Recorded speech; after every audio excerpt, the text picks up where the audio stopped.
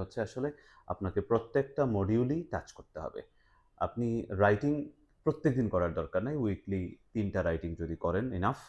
But listening, reading, speaking সেটা এভরিডেই আপনাকে practice করতে হবে। আপনার সেরকম একটা রুটিন বানিয়ে নিতে হবে এবং যে কাজটা করা লাগবে প্র্যাকটিস করতে হবে আমি বলছি, প্র্যাকটিস। নট দ্যাট আপনি আসলে জাস্ট একটা টেস্ট দিবেন। একটা টেস্ট দেওয়াকে প্র্যাকটিস বলে না। প্র্যাকটিস মানে হচ্ছে আপনি একটা টেস্ট দেওয়ার পরে সেখান থেকে যেগুলা কারেক্ট হলো সেগুলা তো হলো। যেগুলা ভুল হলো, মনে করেন আপনি একটা রিডিং টেস্ট দিলেন। সেখানে দেখা গেল আপনি 30 স্টুডেন্ট কোয়েশ্চেন কারেক্ট করেছেন। আর হচ্ছে 10 কোয়েশ্চেনস আপনার ভুল হয়েছে। এখন কি করা উচিত? প্র্যাকটিস কাকে বলে?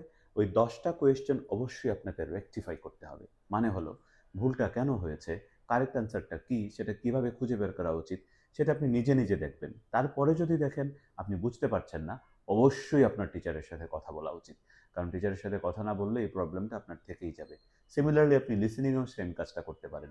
যদি একটা ক্যান্ডিডেট এই এক্সামের আগে 1 মান্থ এভাবে প্র্যাকটিস করে যায় আর রাইটিং লিখে টিচারকে দেখাবে। রাইটিং লিখে রেখে দিবে না। টিচারকে দেখাবে, হোমওয়ার্ক দিবে, টিচারকে দেখাবে। টিচার সেখানে যা কারেকশন করে দেবে সেটা ফলো করতে হবে।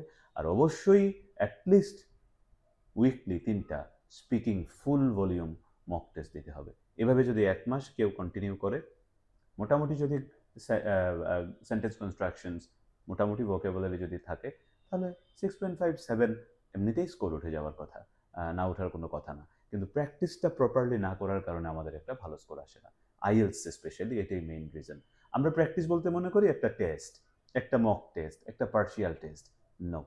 টেস্টটা দেওয়ার পরে যে প্রবলেমগুলো আসবে সেটা অবশ্যই সলভ করতে হবে। নতুবা আপনার ইমপ্রুভমেন্ট সারা জীবনেও হবে না।